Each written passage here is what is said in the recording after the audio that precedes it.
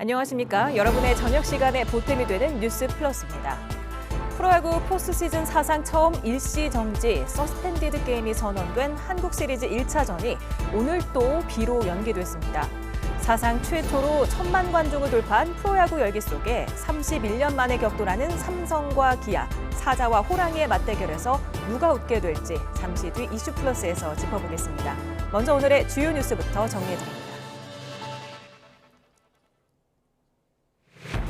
윤석열 대통령과 국민의힘 한동훈 대표의 면담 후폭풍이 거셉니다. 한 대표는 민심을 따라 문제를 해결하겠다고 했지만 신윤기에서는 윤 대통령과의 신뢰부터 회복하라는 말이 나왔습니다. 북한이 일단 러시아 파병 보도는 근거 없는 소문이라고 부인했습니다. 하지만 우크라이나 격전지에 북한 인공기가 펄럭이는 사진이 올라오는 등 국제사회의 우려는 커지고 있습니다. 60대 이상 취업자가 역대 최다를 기록하면서 처음으로 전 연령대 1위를 차지했습니다. 창업도 빠르게 늘어나면서 정년 연장 논의도 다시 힘을 받는 분위기입니다. 대한의학회 등 의료단체 두 곳이 여야 의정협의체 참여를 결정했습니다. 첫 발은 뗐지만 의사협회와 전공의들이 여전히 참여하지 않고 의대 정원 재논의 등의 걸림돌은 여전합니다. 문제 유출 논란이 불거진 연세대학교 논술 전형에 응시했던 일부 수험생이 시험 무효 소송을 제기했습니다. 공정성 훼손 여부가 핵심 쟁점이 될 전망입니다.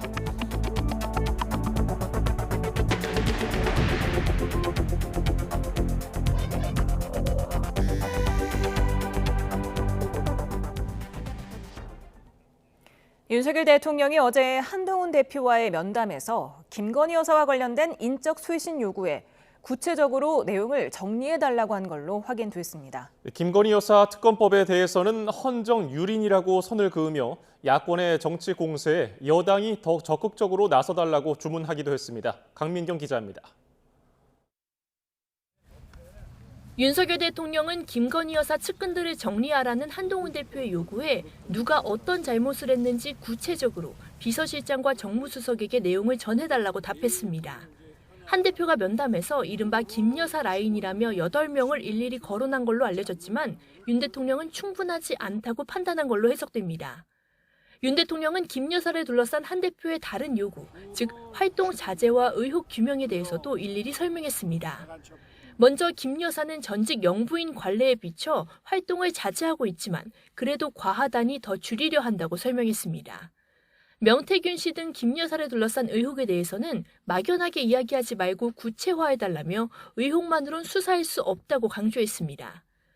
윤 대통령은 야당이 세 번째로 발의한 김 여사 특검법에 대해서는 헌정유린이라고 표현하며 최근 재의결 투표에서 여당이 제동을 걸어줘서 감사하다고 말했습니다. 특검법이 위헌 법안임을 부각하며 여당의 거부 방침을 독려한 것으로 해석됩니다.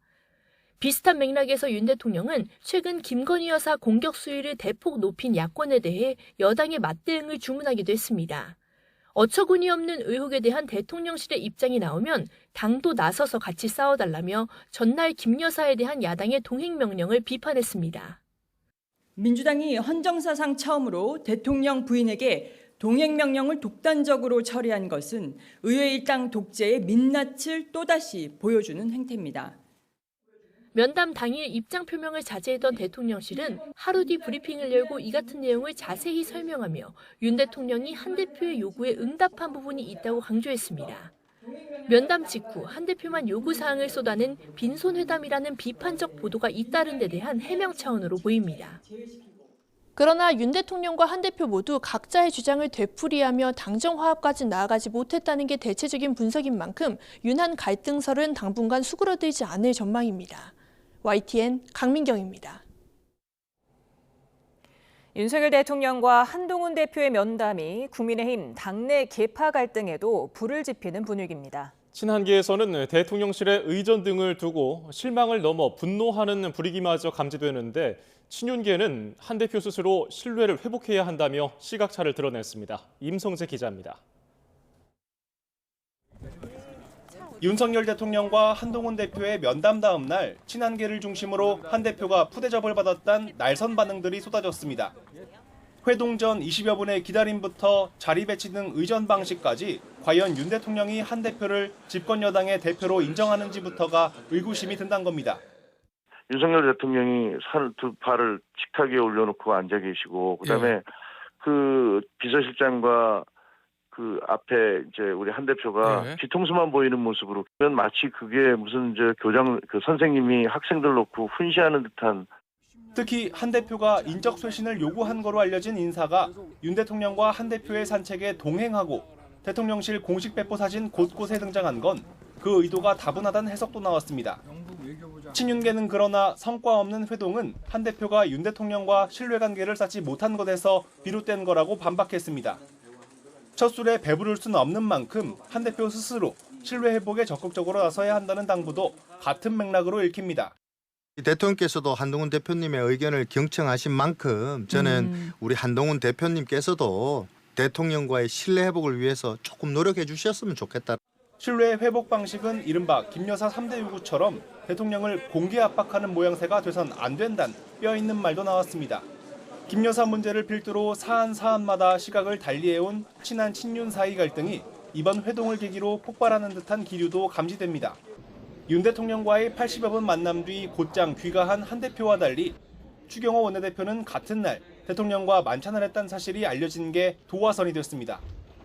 추 원내대표는 연락이 와서 잠시 들른 것뿐이라며 확대 해석에 선을 그었지만 잠시 연락이 있어서 함께 여러분들하고 있는 자리에 제가 잠시 갔던 것이고, 또 그런 경우는 통상 있는 일로 그렇게 저는 알고 있습니다. 친한계는 전형적인 갈라치기다. 추 원내대표가 정치적 함의를 모를 리 없단 감정 섞인 반응을 보였습니다. 윤 대통령과 한 대표의 만남이 가시적인 성과가 없을 뿐더러 대파 간 갈등의 골만 더 깊게 했다는 평가가 적지 않습니다. 다음 달 예고된 야당 주도의 김여사 특검 전국 등을 앞두고 한 대표의 다음 행보에 시선이 쏠리는 이유입니다. YTN 임성재입니다. 윤석열 대통령과 한동훈 대표의 면담이 사실상 빈손으로 끝났다는 평가 속에 관심은 이제 야당이 세 번째 발의한 김건희 여사 특검법에 쏠리고 있습니다. 야당은 거듭 특검법 처리를 압박했는데 여당은 여전히 반대 입장을 강조했지만 친한계 일각에서는 이탈표가 더 나오리란 위기감도 드러냈습니다. 이준엽 기자입니다. 민주당은 소문난 잔치에 먹을 것이 없었다며 윤석열 대통령과 한동훈 대표의 면담을 국민의 눈높이에 미치지 못한 맹탕으로 깎아내렸습니다. 가장 큰 관심사가 김건희 여사 특검이었지만 서로 각자 말만 한 채 빈손으로 헤어졌다며 이제 특검은 피할 수 없게 됐다고 날을 세웠습니다. 김건희 특검은 필연입니다. 손바닥에 왕자를 써도 제 아무리 영험한 주술사를 데려와도 결코 특검을 피하지 못할 것입니다. 특히 한동훈 대표를 향해 이젠 결단해야 한다면서 특검을 거부하면 윤 대통령 부부와 같이 몰락할 것이라고 몰아붙였습니다. 이것을 타개하는 방법은 전공법인 거예요. 한동훈 대표. 윤석열 정권의 국정농단, 김건희 여사의 국정농단, 국민들이 특검법 통과시키라는 거 아니겠어요?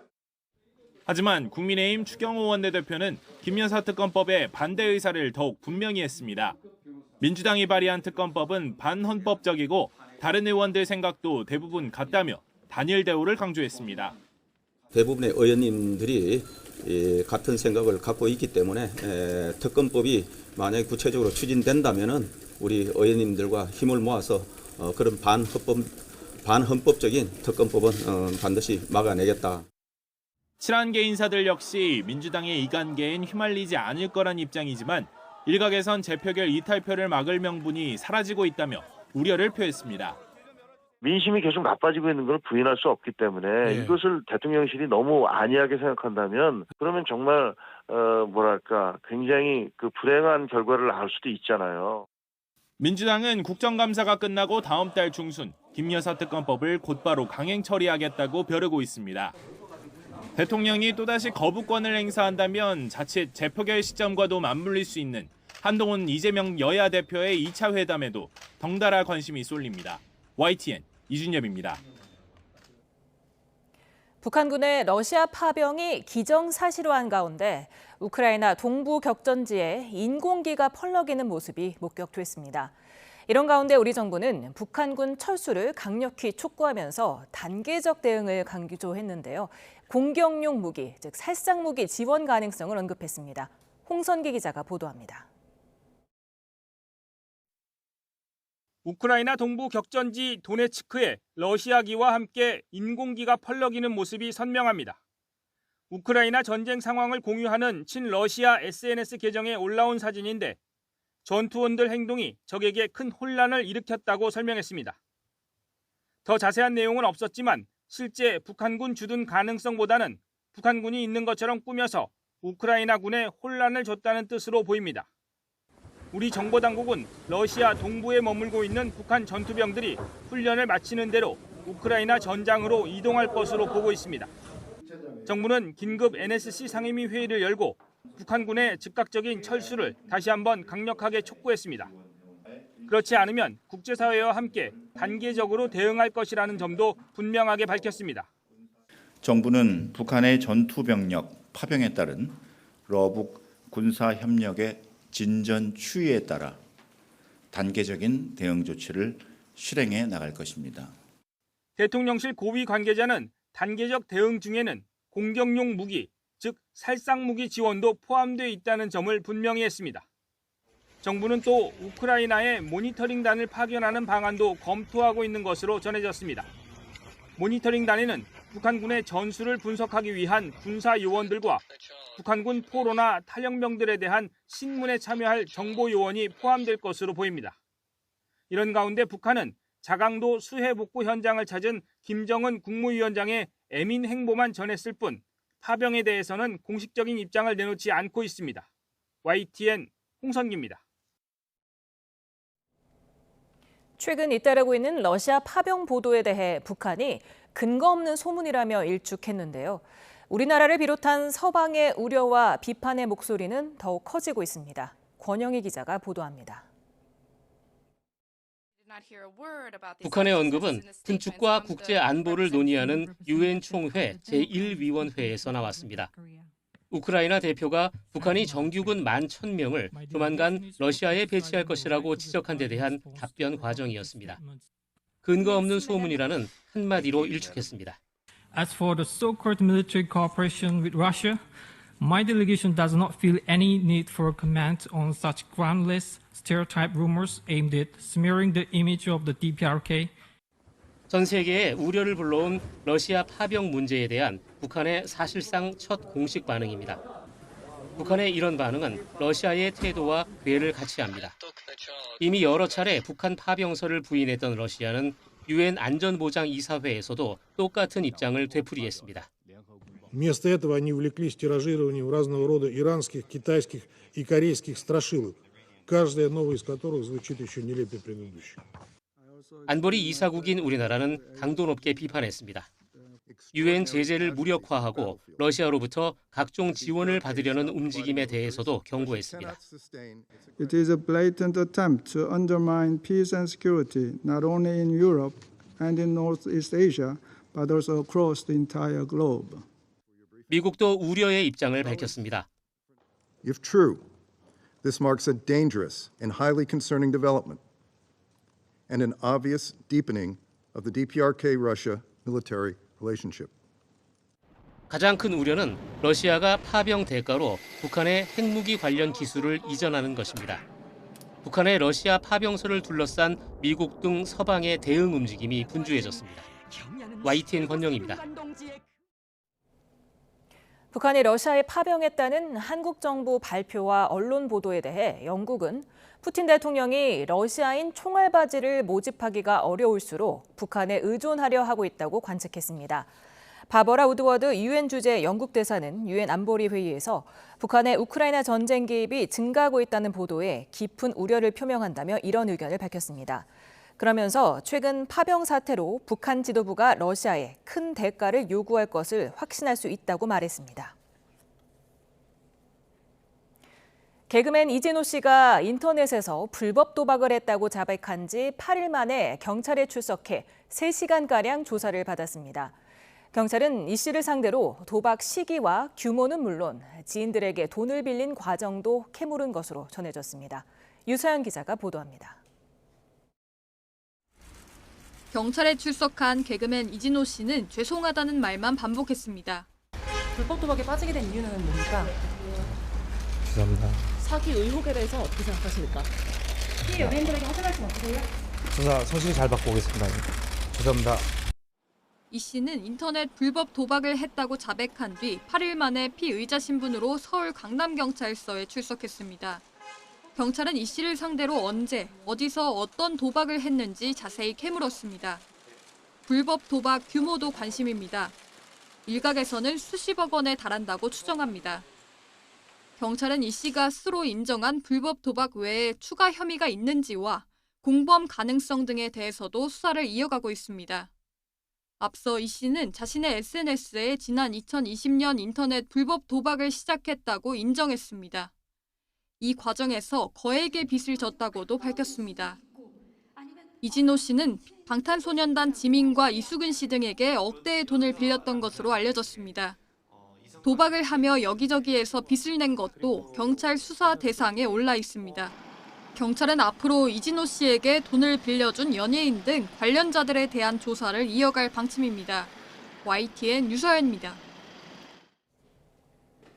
문제 유출 논란이 불거진 연세대 수시 모집 논술 전형에 응시한 일부 수험생들이 시험 무효 소송을 제기했습니다.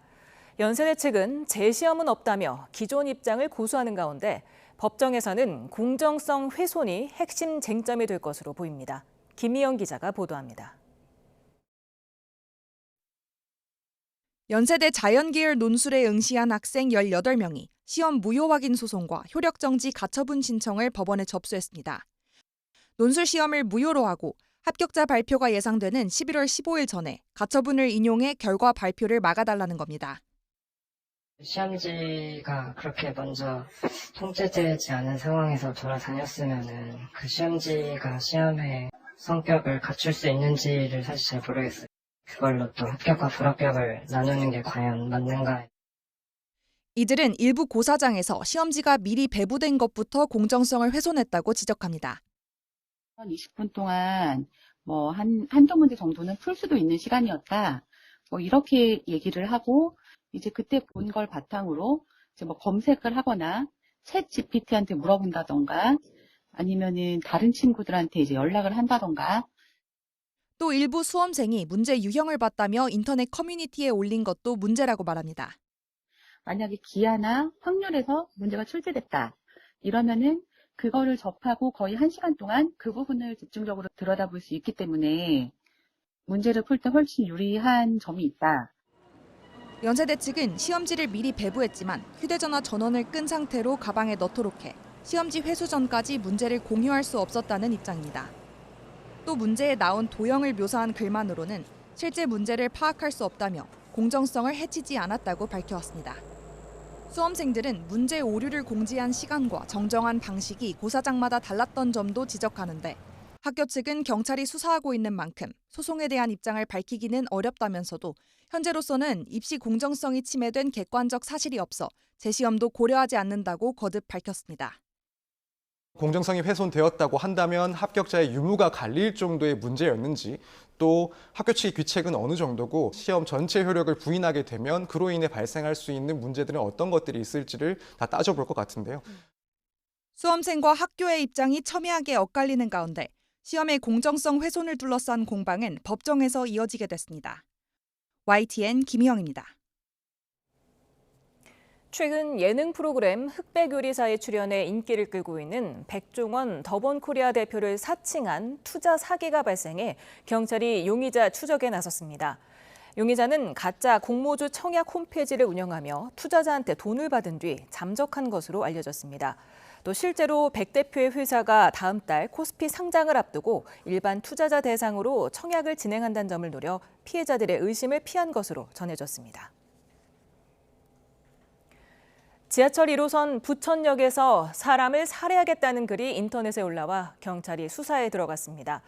야탐역 흉기난동 예고 등 이 같은 무차별 협박이 그치지 않고 있는데 애꿎은 시민들만 불안에 떨고 있습니다.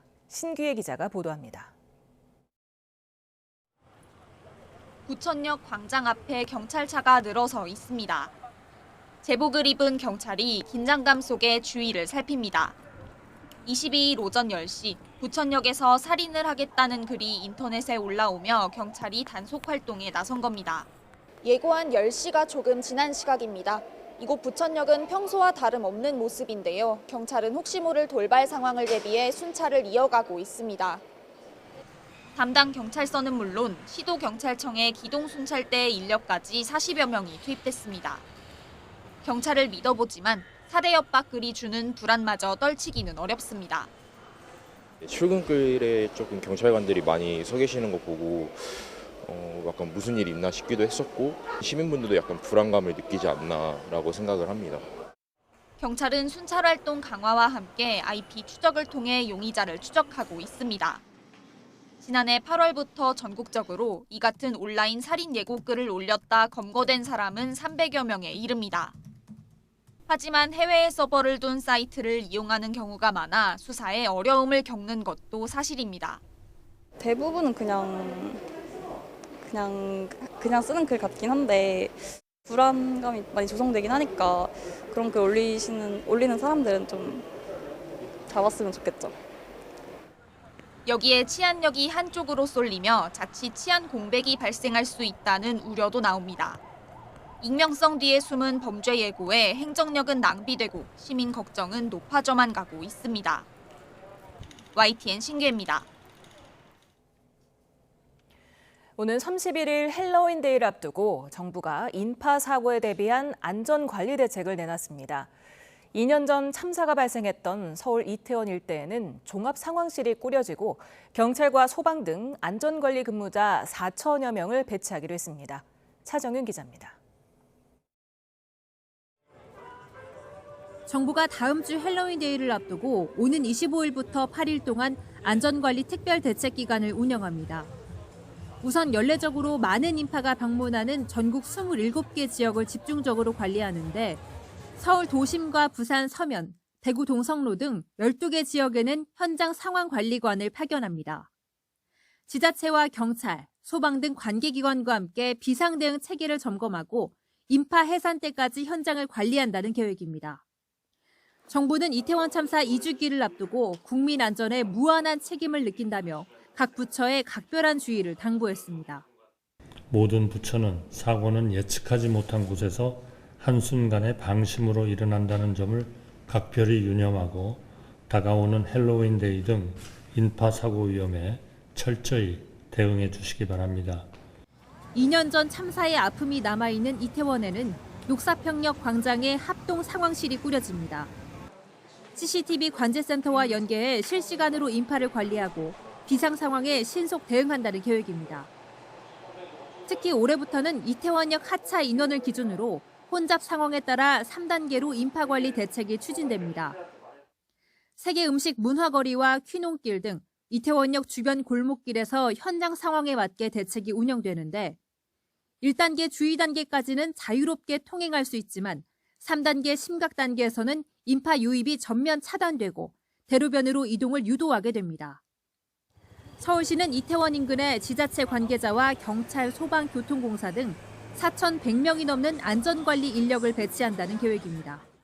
25개 자치구, 경찰, 소방과 함께 헬로윈 안전관리대책 점검회의를 개최합니다.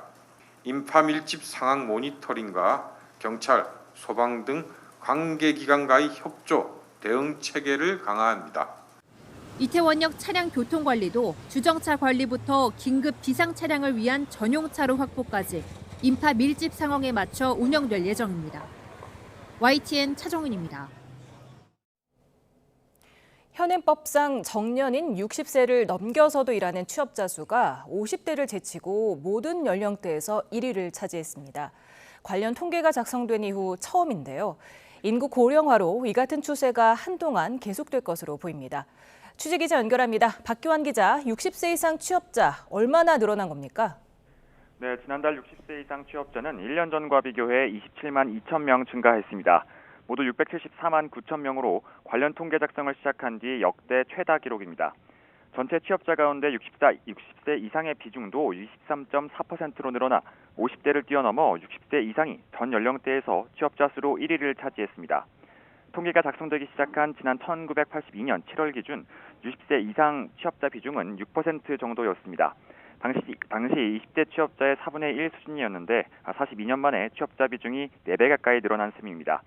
다만 60대 이상이 취업한 업종별로 보면 일부 분야 쏠림 현상도 나타났습니다. 통계청은 60세 이상 취업이 보건복지업과 제조업에서 증가폭이 컸다고 밝혔습니다. 특히 60대 이상 여성들은 복지센터 등 돌봄 분야 취업이 많았고 남성의 경우 비정규직 형태의 계속 고용이 이루어지는 것으로 해석했습니다. 이런 가운데 고령층의 창업 역시 크게 늘었습니다. 지난 7월 기준 우리나라 전체 창업기업은 1.5% 증가했는데요. 반면 창업주가 60세 이상인 곳은 13,000개로 1년 만에 14.6% 늘어 압도적인 증가세를 보였습니다. 60세 이상 창업기업의 비중 역시 전체의 14%를 차지해서 7월 기준으로 역대 1위 기록을 세웠고 전체 월간 기준으로는 지난 3월에 이어 역대 2위로 나타났습니다. 중소벤처기업연구원은 인구 고령화에 따라 노동시장 내 고령층은 갈수록 커질 수밖에 없다면서 청년 취업 문제 등과도 엮여있는 만큼 정년 연장보다 고용 연장 측면에서 접근하는 것이 필요하다고 밝혔습니다. 이 때문에 정년 연장 등 계속 고용 방안에 대한 논의도 앞으로 본격화할 것으로 전망됩니다. 지금까지 경제부에서 YTN 박견입니다. 대구시가 지자체 중 처음으로 공무직 근로자 정년을 현재 60세에서 65세로 단계적으로 연장합니다. 공무직 근로자는 대구시청과 대구시 산하 사업소 등에서 시설물 유지 보수나 장비 관리, 상수도 검침 등을 담당하는 직원으로 이미 정년이 연장된 청소원 등을 제외한 412명이 연장 대상입니다.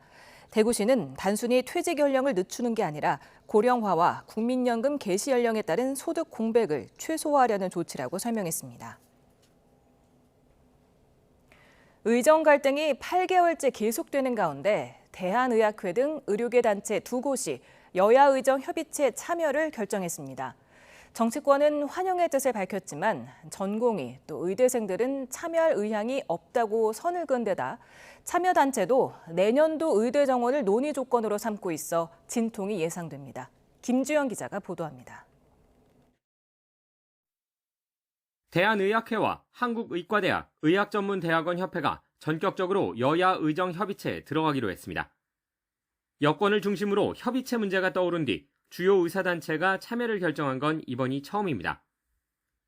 이들 단체는 현 정부의 일방적 정책 추진에 반대하고 전공의들을 지지한다는 뜻을 밝히면서도 대한민국의 의료 붕괴를 지켜볼 수 없다며 참여 이유를 밝혔습니다.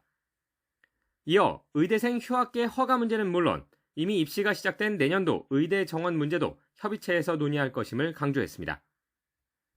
의정 갈등 해소를 위한 대학기구가 우여곡절 끝에 첫 발을 뗀 것이지만 난관은 많습니다. 유일한 법정단체이자 가장 규모가 큰 대한의사협회는 두 단체의 결정을 존중한다면서도 협의체에 참여하지 않는다고 거듭 확인했습니다. 특히 의정 갈등 해결에 열쇠를 쥔 전공의와 의대생들은 입장을 내고 허울뿐인 협의체에 참여할 의향이 없다고 선을 그었습니다. 또 정부가 반대 입장을 못 박은 의대생 휴학의 무조건 수용과 2025학년도 의대 정원 재논의도 협상의 커다란 걸림돌입니다. 정치권도 출범 자체는 환영했지만 여야의 온도차는 존재했습니다. 협의체 구성에 공을 들여온 한동훈 국민의힘 대표는 SNS에 의료계 참여를 환영한다며 의료 상황을 해결할 출발점이 될 거라 기대한다고 밝혔습니다. 더불어민주당은 참여 결정이 다행스럽다고 평가하면서도 전공의들이 참여할 여건이 되도록 정부 여당이 최선을 다해달라고 촉구했습니다. 결국 대화로 문제 해결의 실마리를 찾겠다며 협의체를 가동하는 건데 의료 시스템 정상화란 성과를 내기까지는 험난한 여정이 예상됩니다. YTN 김주영입니다.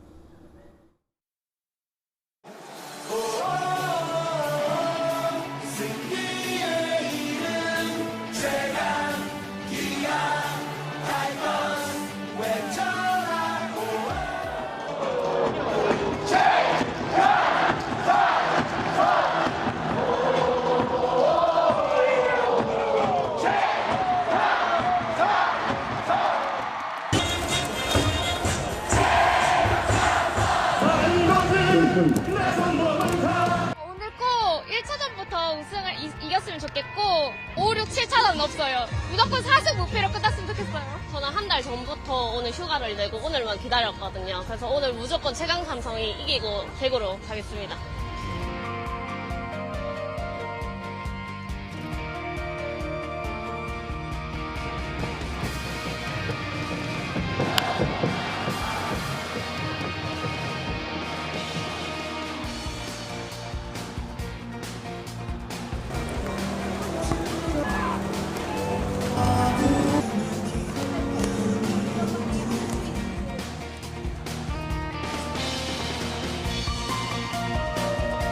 조금 당황스럽고, 누구한테 뭐 하소연할 수도 없고 지금 노아웃 1-2루기 때문에 여러 가지 상황을 체크를 한번 해보고.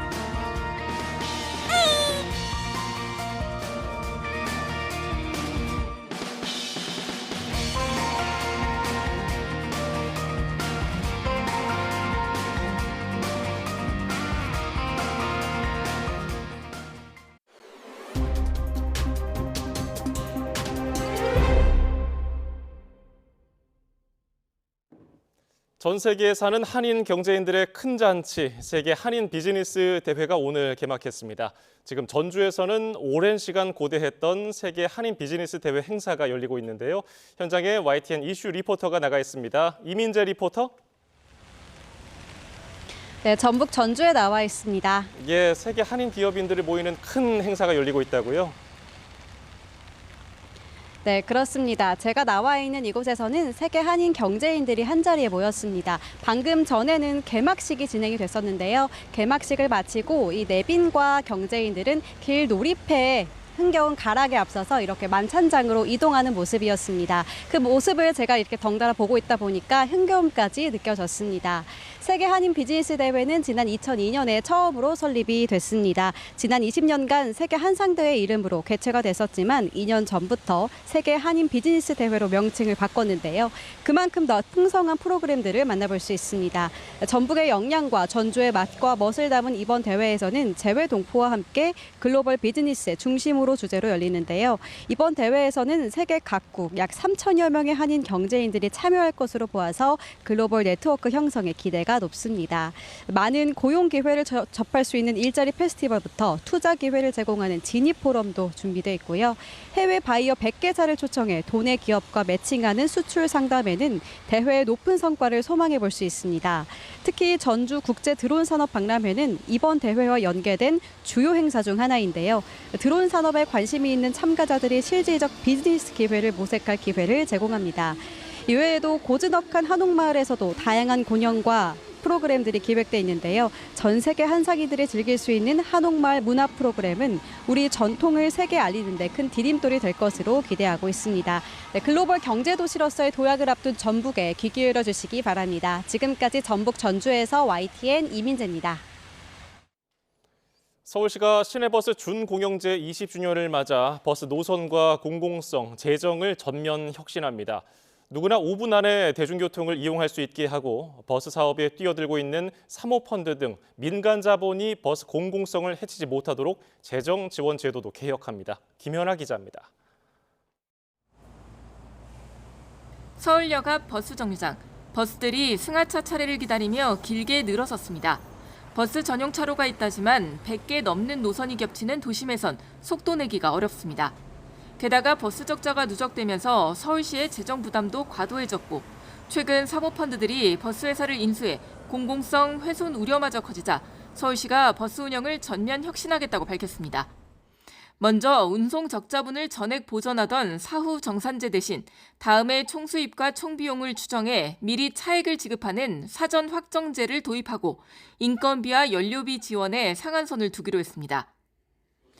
또 버스 노선 가운데 다른 교통수단과 중복되거나 장거리 노선은 폐지하고 지난 20년간 도시 개발에 따라 변화한 교통 수요를 재조사해 노선을 재배치합니다.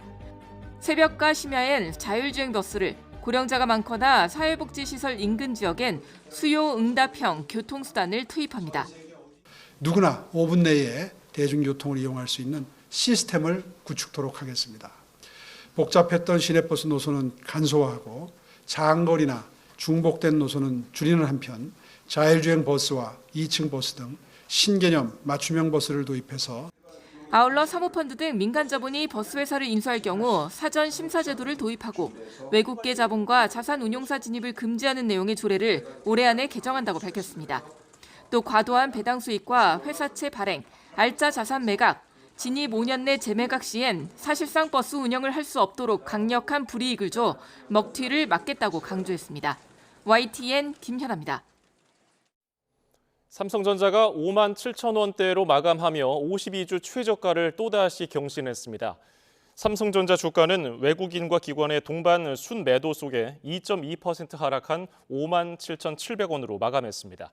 코스피와 코스닥 지수 모두 외국인과 기관의 동반 순매도로 하락했는데 시장에서는 트럼프 미국 공화당 대선 후보의 당선 가능성이 부각되며 외국인 투자자의 매도세가 이어지는 것으로 분석했습니다. 원달러 환율이 장 초반부터 큰 폭으로 오르며 1,380원을 돌파했습니다. 서울 외환시장에서 원달러 환율은 3.9원 오른 1,379.1원으로 개장한 뒤에 곧이어 상승폭을 키우며 줄곧 1,380원대에서 거래됐습니다. 원달러 환율이 1,380원대를 기록한 건 지난 7월 31일 이후 처음입니다. 노벨 문학상을 받게 된 한강 작가가 동네 책방을 운영한다는 사실이 알려지며 독립서점에 대한 관심이 커지고 있습니다. 독립서점은 적자 속에서도 출판의 다양성을 지키는 중요한 역할을 하는데 노벨 문학상 수상을 계기로 대형 서점과 상생 분위기가 조성되고 있습니다. 박순표 기자입니다. 한강 작가가 만성 적자 속에서도 6년째 운영하는 독립서점입니다. 작가가 직접 고른 좋은 책을 소개하고 동료 작가와 모임도 하는 곳이라 노벨 문학상 수상 이후 명소가 됐습니다. 한강 작가님 노벨 문학상 수상 소식을 듣고 축하하고 싶어서 이렇게 운영하시는 책방에 달려와 봤습니다. 독립서점은 대형 서점에서 외면받지만 꼭 필요한 책을 소개하는 동시에 독서 모임 공간도 제공하면서 출판의 다양성을 지키는 역할을 합니다. 문제는 책만 팔아서는 적자라는 점입니다. 30평 미만은 책만 팔아서는 이제 유지가 좀 쉽지 않다. 커피를 같이 판다거나 술을 같이 판다거나 이런 이제 부다 사업을 통해서 이제 수익을 얻어서 서점업을 이제 지속적으로 유지하는 경우가 많기 때문에 이런 상황에서 한 대형 서점이 광화문점과 강남점 등 8개 매장에서만 모두 합쳐 하루 2,000권만 한강 작가의 책을 팔기로 했습니다. 대신 독립서점을 비롯해 지역의 작은 서점에 책을 우선 공급합니다. 품절 현상을 빚는 한강의 책을 지역 서점에 더 많이 공급해달라는 요구를 수용한 겁니다. 일시적인 현상이라고 해도 품귀 현상을 일으키는 책이 지역 서점에 공급되면 지역 서점의 활성화에 큰 도움이 될 것으로 보입니다. 장기적으로는 대형 서점과 지역 서점이 상생할 수 있는 방안이 많이 논의될 수 있도록 해야 될 것입니다. 한강 작가의 노벨 문학상 수상은 책 품절이라는 초유의 사태에 이어 모처럼 대형 서점과 독립서점의 상생 분위기까지 만들어내고 있습니다. YTN 박순표입니다. 앞으로는 공무원 노조 전임자도 민간 기업처럼 노조 활동 시간을 근무 시간으로 인정받아 급여를 받을 수 있게 됩니다. 하지만 노조 측에서는 근무 시간 면제가 민간의 절반 수준인데다가 졸속 합의가 이루어졌다며 반발했습니다. 백종규 기자입니다. 앞으로는 공무원도 유급 노조 전임자를 둘 수 있게 됐습니다. 노동조합위원장 같은 전임자가 근무 시간에 노조 활동을 할 수 있도록 하되 한도를 두는 타임오프가 시행되는 겁니다. 그동안 민간 기업에서만 시행됐지만 지난해 12월 개정된 공무원 노조법이 시행되면서 경제사회노동위원회에서 논의를 거쳐 처음으로 의결됐습니다. 대화와 타협 그리고 양보의 정신이 있었기에 이번 공무원 근무 시간 면제한다가 합의로서 도출될 수가 있었습니다. 다만 근무로 인정되는 시간은 민간 기업의 절반 수준이라 전임자 숫자는 더 적습니다. 조합원 규모에 따라 모두 8개 구간으로 구분하고 가장 많은 교섭 단위가 있는 300명에서 1299명까지 구간에는 연간 전임자 한두 명이 활동할 수 있도록 정했습니다. 또 인사혁신처장이 행정부 교섭 등이 필요하다고 인정하면 연간 6,000시간 안에서 면제 시간을 추가로 줄 수 있습니다. 연간 우리가 사용 인원 관점에서 보면은 파트타임으로 활용할 수도 있습니다. 그 인원은 풀타임으로 사용할 수 있는 인원의 2배를 초과할 수 없도록 해놨습니다. 하지만 일부 공무원 노조 측은 민간과 차별 없는 온전한 타임오프를 보장해야 한다며 합의 과정도 졸속이라고 반발했고 어차피 저렇게 부실하게 된 타임오프는 공무원 공직사회에서 정착도 될 수가 없습니다. 보여주기식 우리는 그렇게 할 수 없습니다. 이 과정에서 노조 관계자 3명이 경찰에 강제 연행되기도 했습니다. 4개월여의 진통 끝에 이루어진 이번 합의 결과는 고용노동부 장관이 후속 절차를 거쳐 고시하면 바로 시행됩니다. YTN 백종규입니다. 종일 비가 내렸다 그치기를 반복하고 있습니다. 지금도 화면에 초록색으로 보이는 수도권과 강원, 남부 일부 내륙을 중심으로 약하게 비가 오고 있는데요. 계속해서 비구름이 유입되면서 앞으로 5에서 40mm의 비가 더 내리겠습니다. 비의 양이 많지 않지만 한때 강하게 쏟아질 수 있고 특히 남해안에는 이미 많은 비가 내린 상태에서 추가로 비가 더 내리는 만큼 대비 잘해 주시기 바랍니다. 비는 내일 새벽부터 점차 그치기 시작해 출근길에는 대부분 그치겠습니다. 다만 경기 동부와 강원, 충북 북부와 경북 북부에는 조금 더 길게 비가 이어지는 곳이 있겠습니다. 비가 그친 뒤 찬 공기가 남하하면서 공기가 차가워집니다. 우선 내일 서울 아침 기온이 11도까지 떨어지는 등 아침 기온이 오늘보다 1도에서 4도가량 낮아지겠고 한낮에도 서울 기온이 16도, 대전 18도, 광주 18도에 머물며 서늘하겠습니다. 내일 밤 사이에는 기온이 더 크게 떨어지면서 모레는 올가을 가장 추운 날씨가 찾아올 전망입니다. 날씨 정보였습니다.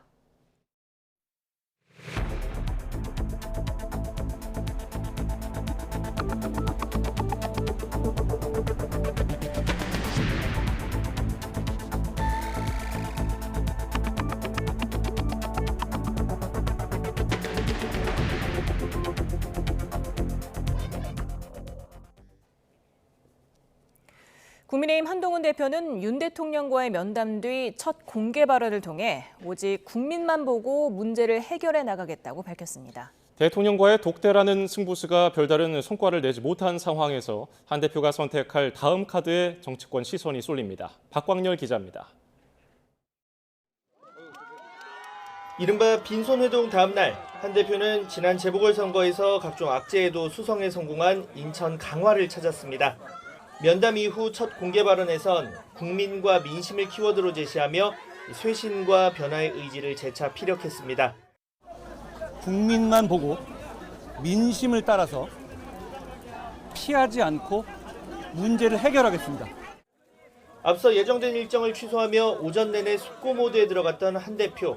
김 여사 문제와 의정 갈등 이슈 등 난제 돌파 의지를 재확인한 거란 해석이 나옵니다. 일부 면담 내용을 고리로 한 용산과의 원격 신경전도 이어졌습니다. 복수의 여권 관계자는 한 대표가 면담에서 대통령실 내 김 여사 측근 그룹으로 꼽히는 한남동 라인 등 실명을 거론하고 문제점을 지적하며 인사조치를 건의했다고 설명했습니다. 앞서 누가 어떤 문제를 야기했는지 구체적으로 전달해야 조치 여부를 판단하겠다는 용산 입장의 대응 차원으로 풀이됩니다. 아주 비중 있게 인적 쇄신 문제를 얘기를 한 거고 뭐 10명 가까이 예, 이름을 구체적으로 말씀을 하시고 이제 그분들이 지금 현재 왜 문제인지도 좀 설명을 하신 것 같아요. 독대를 통해 대통령실의 기조 변화를 이끈다는 보관이 사실상 무의로 돌아가며 쇄신 동력을 두고 친한계 내부 고심도 깊어지는 기류가 읽힙니다. 한 대표가 긴급 소집령을 내리고 두 자릿수에 달하는 의원들이 참석 의사를 전한 점도 이를 뒷받침합니다. 국민 눈높이를 내세운 차별화 기조를 당분간 이어갈 거로 보이는데 실제 여야 의정 협의체 의료계 참여 소식을 접한 한 대표는 거듭 국민을 강조했습니다. 의료계 주요 단체들이 결단을 내려주신 것에 대해서 대단히 감사하게 생각합니다. 오직 국민의 건강 이거 하나만 보고 가면 됩니다. 임기 절반이 남은 대통령과 여소야대 국면, 여기에 취약한 당내 기반까지 그 어느 때보다 쉽지 않은 상황에서 지지율 반전을 위한 한 대표의 다음 선택에 관심이 쏠립니다. YTN 박광렬입니다. 국민의힘 한동훈 대표는 윤석열 대통령과 면담 이틀날인 오늘 친한계 의원들과 긴급 만찬 회동을 소집했습니다. 여당 관계자는 한 대표가 오늘 저녁 서울 여의도의 한 식당에서 20명 안팎의 친한계 의원들과 저녁 식사 자리를 마련했다고 밝혔습니다. 이 자리에서 한 대표는 윤 대통령과 면담 결과에 따른 후속 조치 등을 논의할 것으로 보입니다. 대통령실은 국정감사 증인으로 불출석한 김건희 여사에 대해 야당이 동행명령장을 발부한 건 저열하고 폭력적인 행태라고 비판했습니다. 정혜전 대변인은 의회 일당 독재의 민낯을 또다시 보여줬다며 강력한 유감을 표했습니다. 직접 들어보시죠. 민주당이 헌정사상 처음으로 대통령 부인에게 동행명령을 독단적으로 처리한 것은 의회 일당 독재의 민낯을 또다시 보여주는 행태입니다. 이 대통령 부인을 망신 주고 국감을 진흙탕에 몰아넣기 위한 구태 정치쇼의 전형을 보여주는 것입니다. 오직 중대범죄 혐의로 1심 판결을 눈앞에 둔 당대표 방탄을 위해 검사 탄핵, 사법부 겁박도 모자라 특검, 동행명령까지 남발하는 민주당의 저열하고 폭력적인 정치 행태에 강력히 유감을 표합니다. 야당은 김건희 여사가 이제는 국민의 목소리를 전하려는 국정감사 동행명령장까지 의도적으로 거부했다며 혼자 치외 법권이 있는 나라에 사느냐고 비판했습니다. 야당 법제사법위원들은 대통령실은 야당이 대통령 부인을 망신 주기 위해 동행명령장을 발부했다고 하지만 김 여사가 수많은 의혹을 받는 현실 자체가 이미 나라 망신이라며 이같이 밝혔습니다. 어젯밤 경남 남해에 130mm 넘게 내리는 등 남해안에 여름처럼 많은 비가 내렸습니다. 지난주에 이어 가을 호우가 계속되고 있는데요. 원인은 지구온난화 때문으로 보입니다. 이번 비는 추위를 몰고 와 모레 서울의 아침 기온이 한 자릿수로 뚝 떨어집니다. 김민경 기자의 보도입니다. 밤사이 전국으로 확대된 가을비. 특히 남해안에 내린 비는 한여름 장대비를 방불케 했습니다. 경남 남해에 130.1mm, 전남 여수에 112.7mm의 강수량이 기록되는 등 남해안 대부분에 100mm가 넘는 호우가 쏟아졌습니다. 지난주 금요일 중부지방에 100mm가 넘는 비가 내린 데 이어 일주일도 지나지 않아 이번엔 남해안에 강한 비가 집중된 겁니다. 비구름이 북동쪽으로 빠져나가면서 낮 동안 비는 잦아들었지만 서해상에서 또다시 비구름이 들어와 밤사이 일부 지역에서는 호우 수준의 강한 비가 또 내릴 전망입니다. 밤사이 중부 내륙과 강원 산간을 중심으로는 비가 내리는 동안 돌풍과 함께 천둥, 번개가 치는 곳도 있겠으니 시설물 피해에 각별히 주의해 주시기 바랍니다. 부슬부슬 내리는 가을비는 옛말, 여름처럼 잦아지고 있는 가을 호우. 전문가들은 지구온난화를 원인으로 보고 있습니다.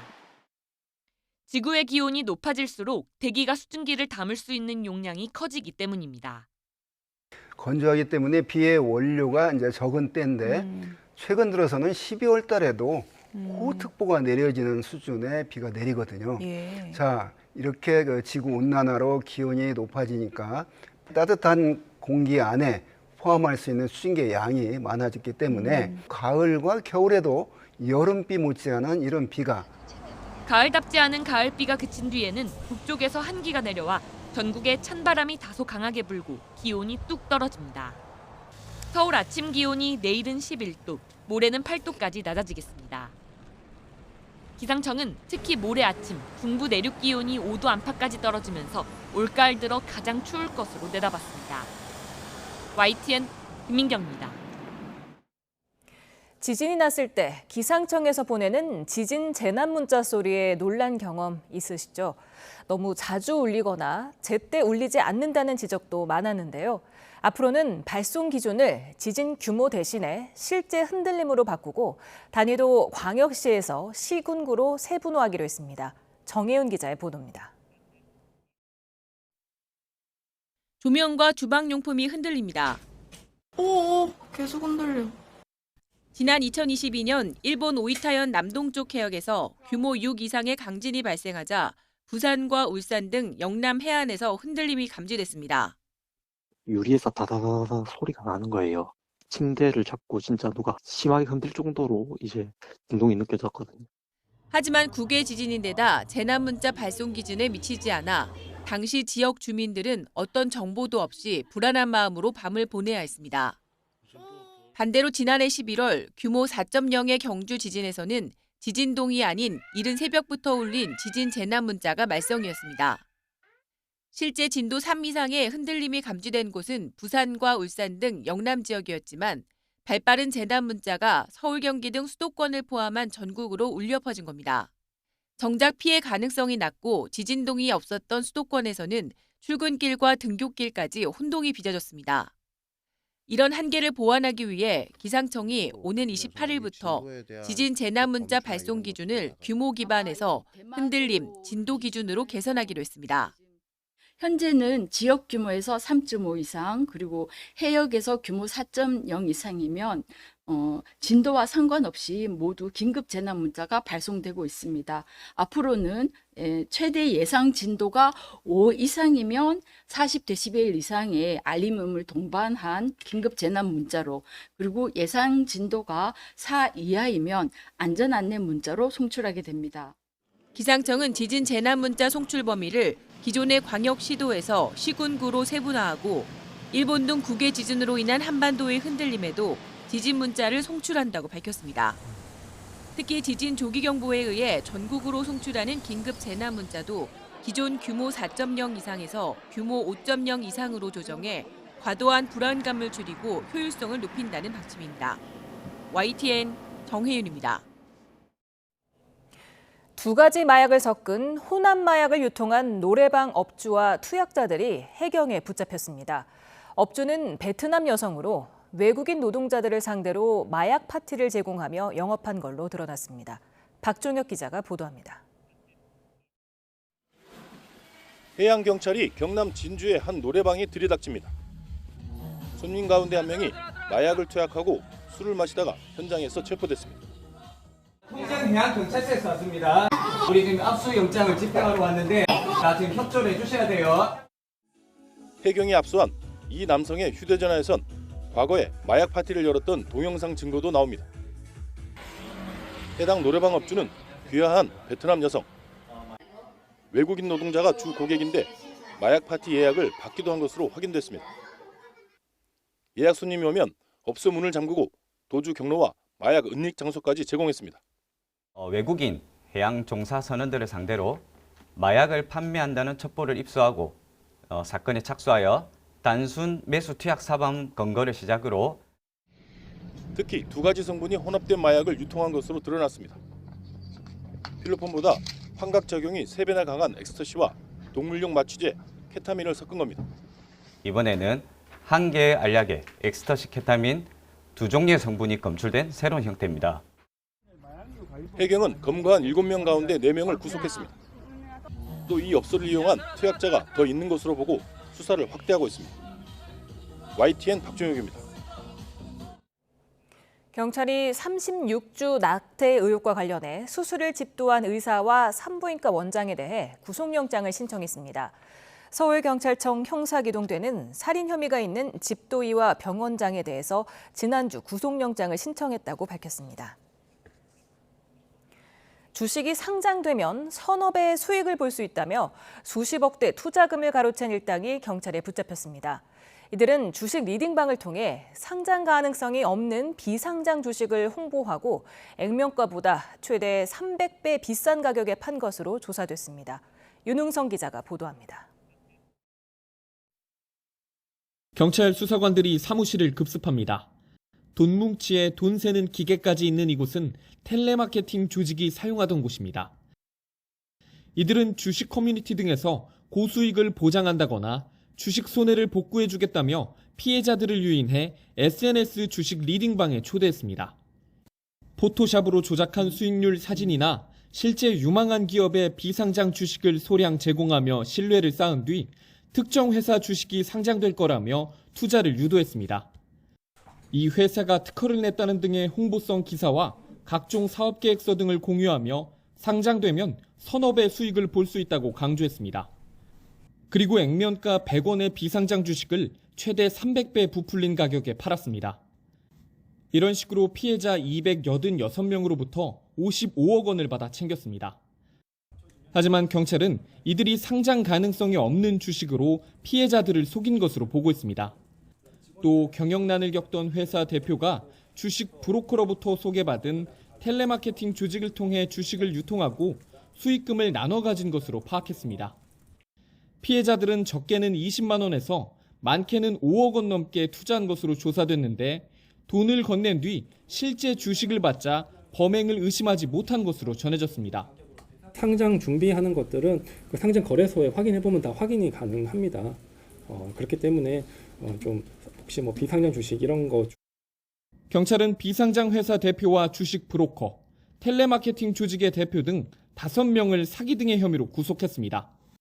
경찰은 범죄 수익금 3억 5천만 원 상당을 압수해 동결 조치하고 비슷한 리딩방 사기에 대한 수사를 이어갈 계획입니다. YTN 윤웅성입니다.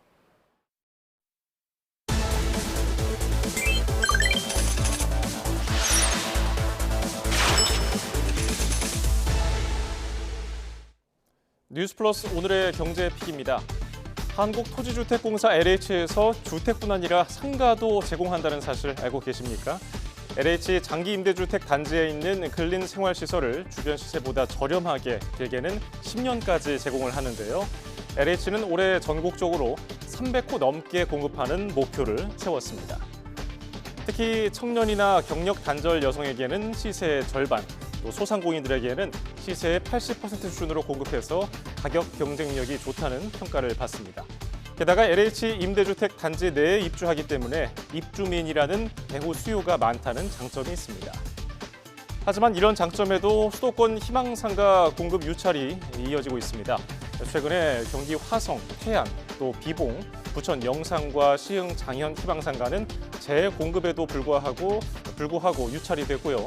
전국적으로 보면은 최근 5년간 희망상가 계약률은 평균 27% 정도에 그치는 수준입니다.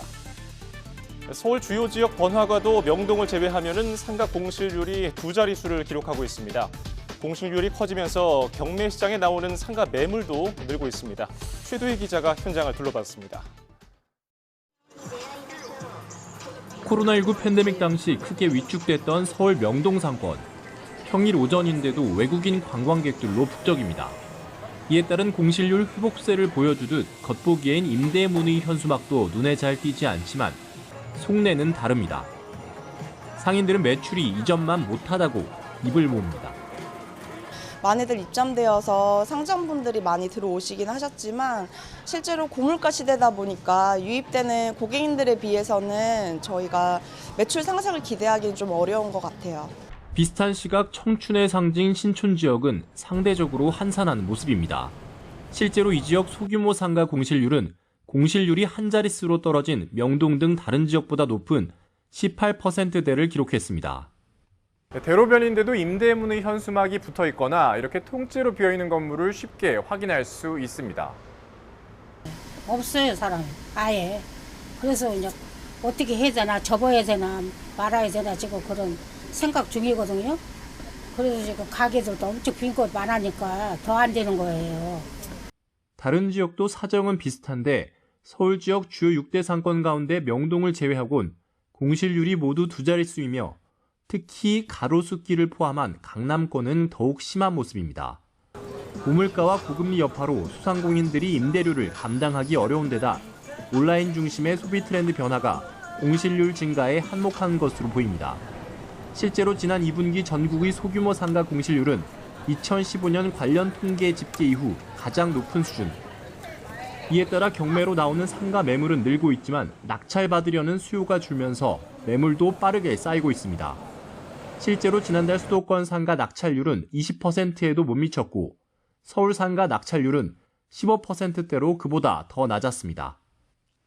금리가 높아지면서 이자 부담을 이기지 못한 그런 상가들이 매물로 나오고 있다라고 볼 수도 있고 경기가 좋지 않기 때문에 임대 시장이 좋지 않기 때문에 그런 임대 수익률을 맞출 수가 없거든요. 당분간 경매 시장에 나오는 상가 매물도 계속 증가할 것으로 보이는 가운데 될 곳만 되는 양극화 시대로도 빠르게 접어드는 모양새입니다. YTN 최두입니다. 내수 부진의 정규직 근로자가 3년 만에 줄었습니다. 이에 따라 비정규직 비중이 38%가 넘어 역대 두 번째로 커졌습니다. 또 정규직과 비정규직 임금 격차는 175만 원으로 역대 최대로 벌어졌습니다. 이승은 기자입니다.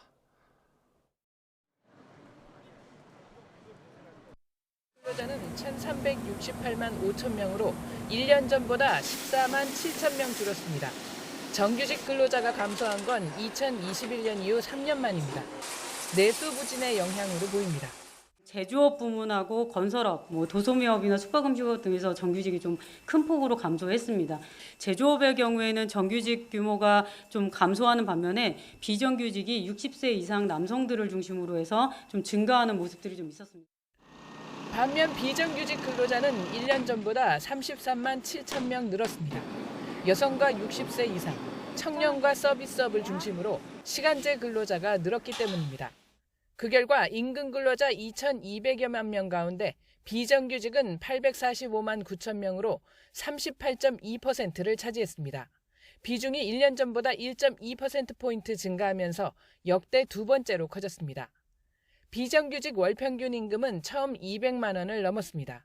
하지만 정규직과 비정규직의 임금 격차는 174만 8천 원으로 벌어졌습니다. 역대 최고 격차입니다. 비정규직 근로자의 사회보험 가입률을 보면 국민연금은 1년 만에 1%포인트 가까이 줄어서 40%가 안 됐고 건강보험과 고용보험 가입률은 절반을 조금 넘었습니다. 특이한 건 자발적 이유로 비정규직을 선택했다고 응답한 비율이 66.6%, 자발적 이유 가운데 근로조건에 만족하기 때문이라는 응답이 59.9%로 통계 작성 이래 가장 많았습니다. 통계청은 청년과 고령층에서 본인이 원하는 시기에 원하는 시간만큼 일하는 것을 선호하는 추세가 보인다고 설명했습니다. YTN 이승은입니다. 60세 넘어서도 일하는 취업자 수가 50대를 처음으로 제치며 전 연령대에서 1위를 차지했습니다. 인구 고령화 영향으로 이런 추세가 가속화할 것으로 보이는데 정년 연장 등 논의로 이어질지 주목됩니다. 박기환 기자입니다. 지난달 60대 이상 취업자 수는 1년 만에 27만 명 이상 늘면서 역대 최다를 기록했습니다. 우리나라에서 일하는 사람 전체 취업자 4명 중 1명은 60대 이상으로 처음으로 50대를 뛰어넘어 취업자 수로 모든 연령대 가운데 1위를 차지했습니다. 다만 돌봄과 제조업 쏠림 현상이 두드러졌습니다. 실질적으로 보건복지업이나 지금 제조업 등에서 증가폭이 좀 크게 나타났는데요. 보건복지업 같은 경우에는 60세 이상 고령자 여성분들이 굉장히 크게 늘어나고 있는 60대 이상의 창업 역시 빠르게 늘면서 월간 기록을 갈아치웠습니다. 현행법상 정년은 60세 이상, 하지만 60세 이상의 경제활동이 두드러지면서 정년 연장이 필요하다는 목소리가 높아지고 있습니다. 지금 60대 반, 75세 이상 하신 분들이 일도 많이 하시고 또 취미생활도 많이 하시고 이렇게 보면은 한 60대 그 정도로밖에 안 보여요. 너무들 열심히 사시니까. 행정안전부와 대구시가 먼저 공무직 정년을 65세로 끌어올렸고 기업 10곳 가운데 8곳은 정년 연장을 긍정적으로 보고 있는 것으로 나타났습니다. 2050년 노인 인구가 2천만 명에 달할 것이라는 전망 속에 노인 기준을 75세로 높여야 한다는 제안도 나왔습니다. 현재 65세 노인 연장을 1년간씩 단계적으로 상향 조정해서 75세 정도로 노인의 숫자를 적정하게 관리할 수 있도록 초고령 사회 진입을 눈앞에 두고 있는 상황에서 새로운 사회적 제도 마련이 우리 사회의 화두로 떠오르고 있습니다. YTN 박견입니다. 현대차 인도 법인이 인도 증시에 입성했습니다. 이번 상장으로 인도 증시 사상 최대 규모인 4조 5천억 원을 조달했는데요. 세계 3대 자동차 시장으로 떠오른 인구 대국 인도 공략에 박차를 가한다는 계획입니다. 최하영 기자입니다. 인도 뭄바이에 있는 인도증권거래소. 오전 10시가 되자 정의선 현대차 회장이 힘차게 종을 칩니다. 현대차 인도법인이 인도 증시 시장에 화려하게 입성했습니다. 인도 시장 진출 28년 만입니다. 현대차 인도법인은 기업 공개로 인도 증시 역사상 최대 규모인 4조 5천억 원을 조달했습니다. 인구 14억 명인 인구대국 인도는 중국, 미국과 함께 세계 3대 자동차 시장이지만 자동차 보급률이 아직 10%에도 미치지 못해 성장 가능성이 큽니다. From the beginning, we knew that India was the future. That is why we continuously increased investments, expanded our R&D capabilities, and created more than 250,000 jobs. 마루티 스즈키에 이어 인도 시장 점유율 2위인 현대차는 이번 상장으로 대규모 투자 여력을 확보할 수 있게 됐습니다. 상장으로 확보한 자금은 현지 공장 생산 능력 확대와 미래 첨단 기술 연구개발 등에 쓸 계획입니다.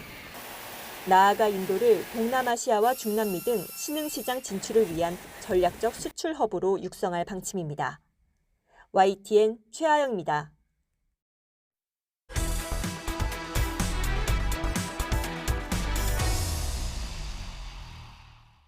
프로야구 이번 포스트 시즌은 유독 비로 연기된 경기가 많은데요. 중단된 한국 시리즈 1차전과 2차전 경기 모두 밀렸습니다. 이번 비는 누구의 편일까요? 이경재 기자가 보도합니다.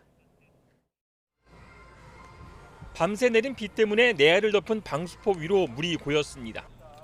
잔디는 축축하게 젖어 있고 흙이 깔린 1루 베이스 옆엔 움푹 작은 웅덩이도 생겼습니다.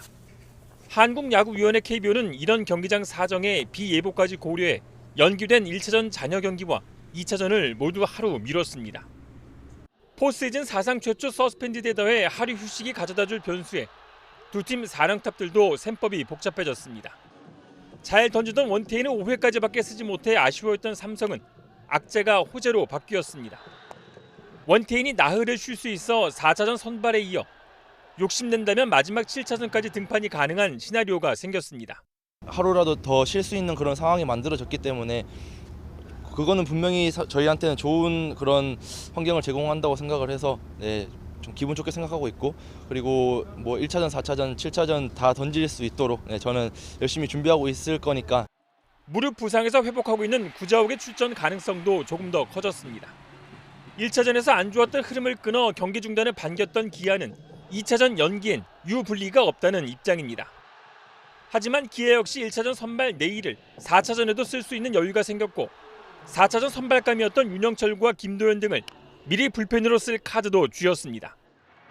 이범호 감독은 젊은 선수들이 한국 시리즈의 무게감을 직접 느꼈기 때문에 당장 1차전 6회부터는 선수들이 달라질 거라고 기대했습니다. 좀 차분해지고 저희 선수들이 원래 하던 느낌대로의 공격을 하면 팀 능력 좋은 선수들이라 언제든지 한 2-3명의 선수는 또 잘 치는 선수들이 충분히 나올 거기 때문에 그런 부분에서는 경기가 진행되면 진행될수록 1차전에 이어 열린 2차전에서 기아는 양현종이 선발 등판하고 삼성은 황동자와 왼손 이승현 가운데 1차전에서 안 쓴 선수를 투입할 예정입니다. YTN 이경재입니다. 비가 오는 궂은 날씨에 경기까지 연기됐지만 야구장은 팬들로 가득 찼습니다. 쏟아지는 비를 맞으면서도 팬들은 가을 야구 축제를 즐겼습니다. 계속해서 양시창 기자입니다. 경기 시작 전부터 광주구장 인근은 팬들로 가득 찼습니다. 대망의 한국 시리즈 1차전을 직접 볼 수 있다는 기대감에 긴 줄을 기다리면서도 표정은 밝았습니다. 화이팅! 삼성 화이팅! 2시간 전부터 입장해 일찌감치 자리를 잡은 관중들은 몸을 푸는 선수들을 지켜보고 사진도 남기며 경기를 기다립니다. 오래전부터 직장에 휴가를 내고 먼 응원길에 오른 원정팬부터 제가 한 달 전부터 휴가를 내고 왔는데 오늘 저희가 무조건 이겨서 승리를 하고 대구로 돌아갔으면 좋겠습니다. 긴장감에 끼니도 챙기지 못한 열성 홈팬도 있습니다. 너무 떨려서 오늘 일어나서 아무것도 안 먹고 왔거든요. 토할 것 같아가지고 오늘 꼭 1차전부터 우승을 이겼으면 좋겠고. 무려 30년 만에 야구장을 찾은 아주머니 팬은 모처럼 치르는 한국 시리즈에 벅찬 감동을 느끼기도 합니다. 한국 시리즈에는 얼마 만에 오신 거예요? 지금 한 30년 전만 왔습니다. 굉장히 벅찹니다. 우승해야죠. 기아가 그걸 말이라고 해요. 전남의 긍지인데. 비록 광주까지 오지는 못했지만 대구 라이온즈 파크에서도 삼성 팬들이 가득 모여 원격 응원을 보냈습니다. 제가 교사인데요. 애들한테 피는 계속 파란색이라고 얘기를 하고 있어요. 삼성 화이팅! 사상 초유의 서스펜디드 선언으로 경기는 연기됐지만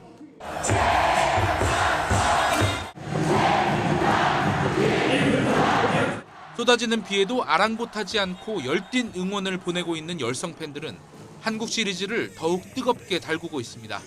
YTN 양시창입니다. 오늘 국회에서는 체육 분야 국정감사가 열렸습니다.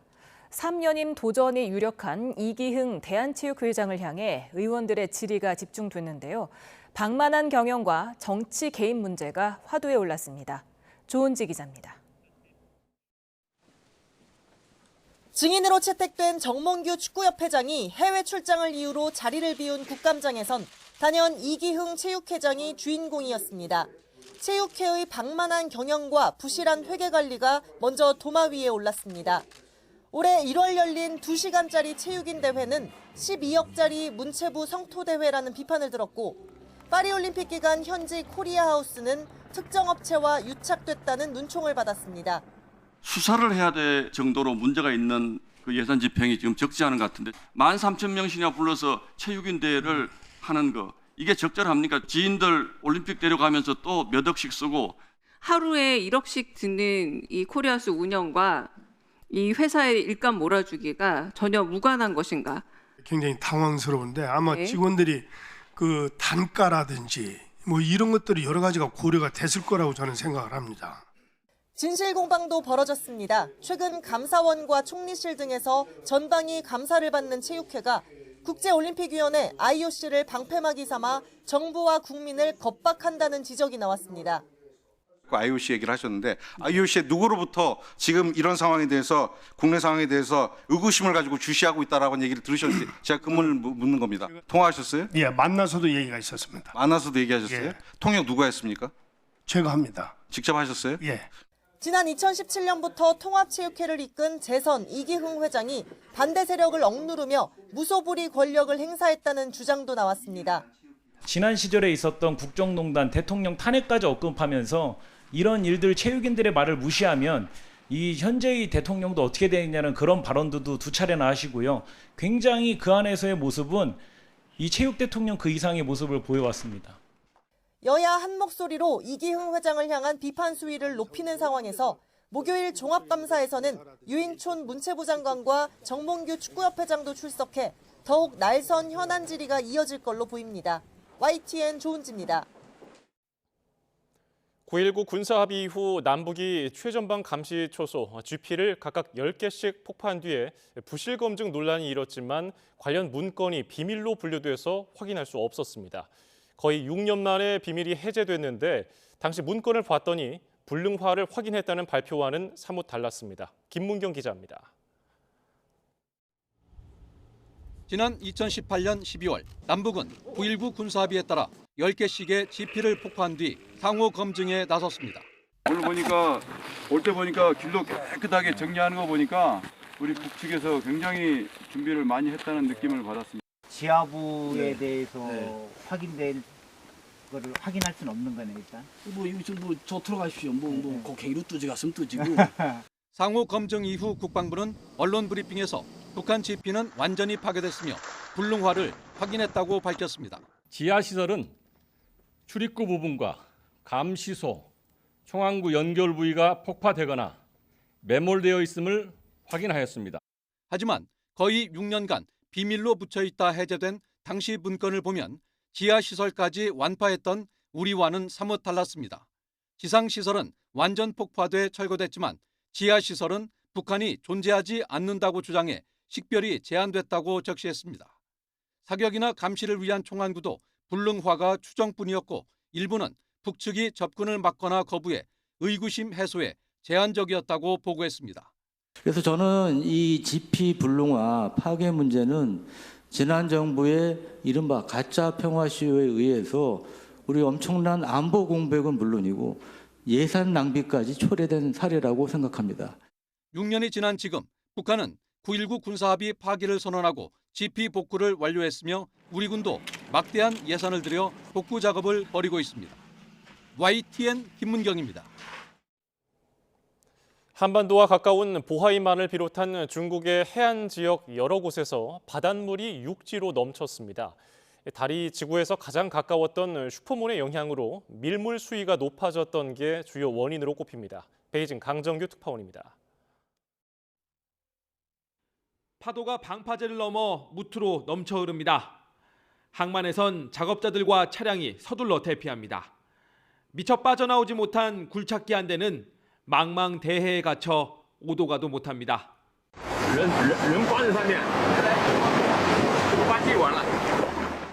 민가 쪽으로 흘러넘치는 바닷물. 주민들은 옥상으로 대피해 구조를 기다립니다. 불어난 물에 부둣가의 배들은 지붕보다 높이 떠올랐습니다. 도로의 차량은 물론 비닐하우스도 짠물에 잠겨버렸습니다. 한 해 농사를 망친 농민은 아예 그물을 펴고 물고기를 잡습니다. 我们30几年了，没见过这么大，全没了。我们那门口全是水，车泡了，很多东西泡了呗。 한반도에서 가까운 보하이만을 비롯해 중국의 여러 연안 지역에서 밀물 홍수가 발생했습니다. 지난 17일 밤 이른바 슈퍼문이 뜬 지 이틀 만입니다. 而如果这个天气因素所造成的这个涨水，那么赶上这个潮汐就高潮的时候，那这个时候这个水位就会变成异常的高。 달의 인력이 커져 만조 수위가 높아진 데다 폭풍 해일이 겹친 탓이라는 게 전문가들의 설명입니다. 베이징에서 YTN 강정규입니다. 일본 수도권에서 강도 사건이 잇따르며 불안한 시민들이 경비 업체를 찾고 있습니다. 최근 범죄는 SNS 범죄 대행 아르바이트를 통해 이루어지는 경우가 많은데 갈수록 대담하고 흉포해져서 불안은 더 커지고 있습니다. 도쿄 김세호 특파원입니다. 일본 대형 경비업체에 상담을 의뢰하는 고객들의 전화가 이어지고 있습니다. 지난 일주일 동안 신규 계약 문의 건수는 평소 같은 기간의 8배에 달했습니다. 최근 수도권 일대에 잇따른 강도 사건으로 불안을 느끼는 사람들이 늘었기 때문입니다. 本日も頻繁に連絡いただいてまして、いずれもかなり不安に感じて、急いで資料が欲しい。 지난 8월 말 이후 일본 수도권에서 발생한 강도 사건은 모두 14건, 붙잡힌 용의자만 30여 명에 달합니다. 대부분 단기간 고수익을 보장한다는 SNS 범죄 대행 모집글을 보고 범행에 가담했습니다. 범행 과정에서 피해자가 숨지거나 크게 다치기도 하고 납치를 당하는 사례까지 있습니다.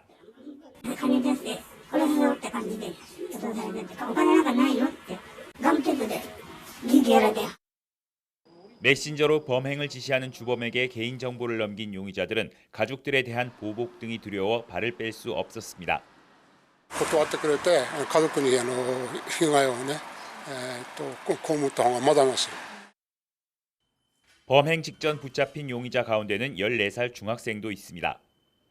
청소년까지 범죄 대행 사이트의 표적이 되고 있는 실정입니다. 범행을 지시한 주범의 행방은 여전히 오리무중인데다 모방 범죄까지 확산할 수 있어 일본 내 치안 불안이 갈수록 커지고 있습니다. 도쿄에서 YTN 김세호입니다.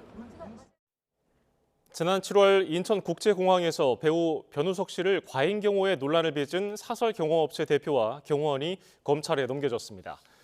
인천국제공항 경찰단은 지난 2일 경비업법 위반 혐의로 사설경비업체 대표 40대 A씨와 경호원 B씨를 불구속 입건해서 검찰에 송치했습니다.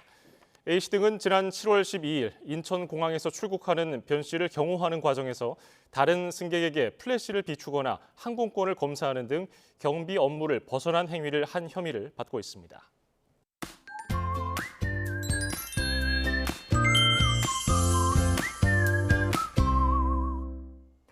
가을비가 오락가락 이어지고 있습니다. 비는 내일 새벽부터 점차 그치겠는데요. 가을에는 비가 내릴 때마다 공기가 차가워지잖아요. 네, 맞습니다. 우선 내일 서울 아침 기온이 11도까지 떨어지는 등 출근길 오늘보다 쌀쌀하겠고요.